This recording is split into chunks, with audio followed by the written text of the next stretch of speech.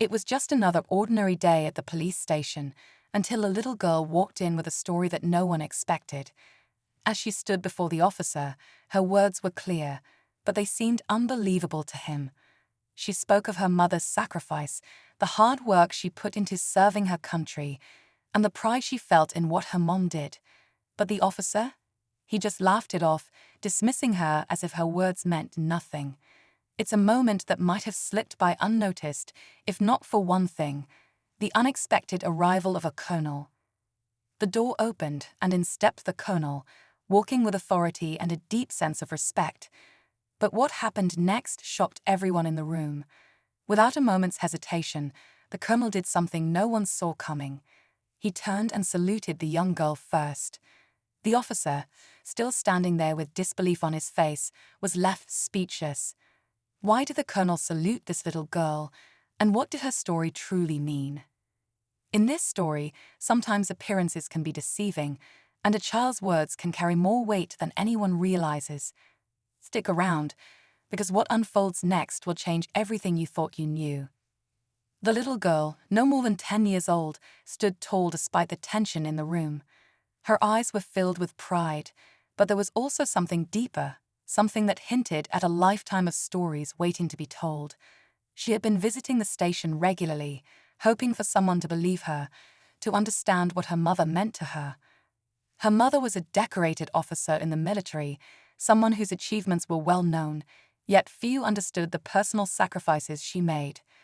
The officer, a man in his mid-30s, had seen his share of stories and testimonies in his career. But he wasn't prepared for a young girl coming in with claims that didn't seem to fit the narrative he had in his mind. She spoke of late nights, of her mother missing family events, and of how her mom would often leave before sunrise and come back long after the sun had set. It was a reality that this officer, perhaps too accustomed to the routine of his own job, couldn't grasp. To him, it just sounded like another over-the-top story. But the colonel, he knew better. He had seen firsthand the sacrifices of military families, the quiet strength they carried, and the pride that came with that service. As he stood in front of the young girl, something about her story rang true in his heart. It was the respect, the reverence he had for the kind of woman her mother must be, that caused him to salute her. What would happen next would be the twist that no one expected. The tension in the room thickened as the colonel stood there, his hand still raised in the salute. The officer, still processing what had just unfolded, tried to maintain his composure. He cleared his throat, his voice now tinged with a hint of uncertainty.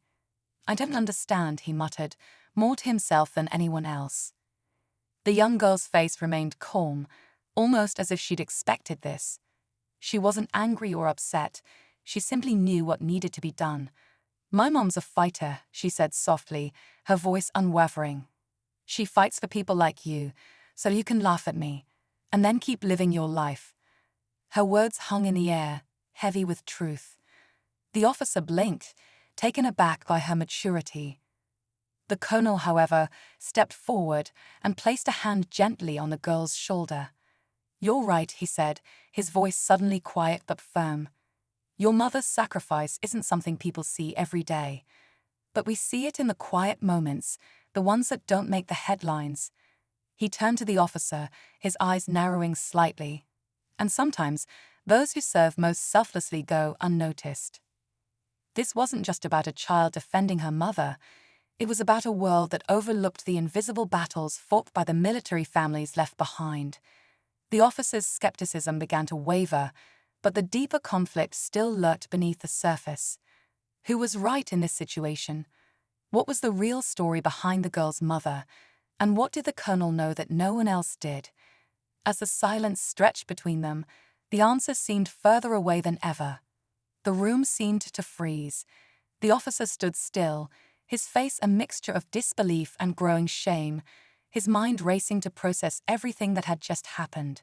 He had seen countless cases, heard dozens of heartbreaking stories, but something about this little girl, standing so resolutely, made his own convictions feel suddenly small.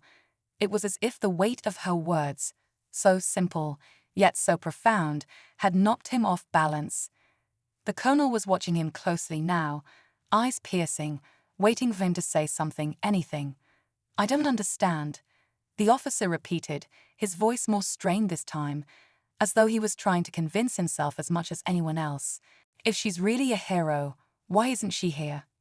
Why isn't she standing in front of me, telling her own story?" The colonel's expression tightened. "Not every hero seeks recognition," he said, his tone sharp, like a soldier scolding a recruit. "And not every story is meant to be told in the spotlight." The little girl shifted her stance, her eyes narrowing slightly, a flicker of determination flashing across her face. She had been quiet for a moment, as if carefully choosing her next words. Then she spoke again, her voice now carrying an edge of urgency. "You don't get it. Mom's not coming back because she's gone. She died serving this country." The room seemed to close in around them, the air thick with disbelief. The officer's face paled, his jaw tightening as the words sank in. The colonel's gaze softened, though his eyes held something deeper now, something that bordered on understanding, but also something much more painful. "She died?" the officer asked, his voice barely a whisper. His words felt hollow, like they were falling apart as soon as they left his mouth. The girl nodded, her eyes never leaving his. "You mocked my mom's memory. And now you've heard the truth. She didn't die for a medal. She didn't die for a salute. She died so people like you can mock her daughter in peace." The officer took a step back, suddenly feeling small in a way he couldn't explain. There was a depth to this little girl's strength, a weight to her loss that hit him like a punch in the gut. He was starting to see, starting to understand, that this wasn't just some child's plea for attention. It was a message. A truth that had been buried in the shadow of his own ignorance. But the question that loomed in the air now, unanswered and unresolved, was the one that would tear at the very fabric of his beliefs. Could he reconcile his earlier dismissal with the reality of this girl's grief?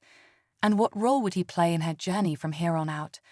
Before he could gather his thoughts, the sound of a door opening interrupted the silence, sending a ripple of anticipation through the room. Just as the weight of the moment seemed to settle over them, the door swung open again. But this time, the sound was different.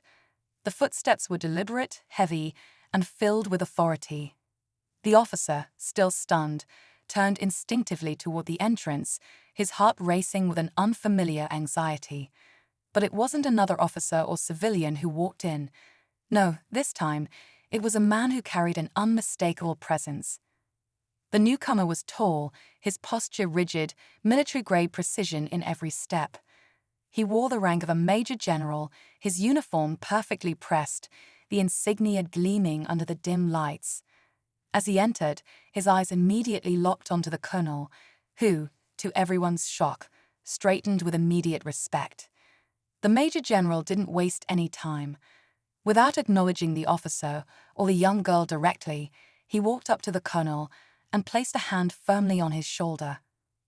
"I've been hearing things," the major general said, his voice low but commanding, "and I believe it's time for the truth to finally come out."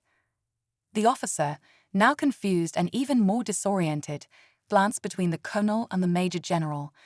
Was there something bigger going on here than he realized? Something that tied these two men, these two powerful figures, together?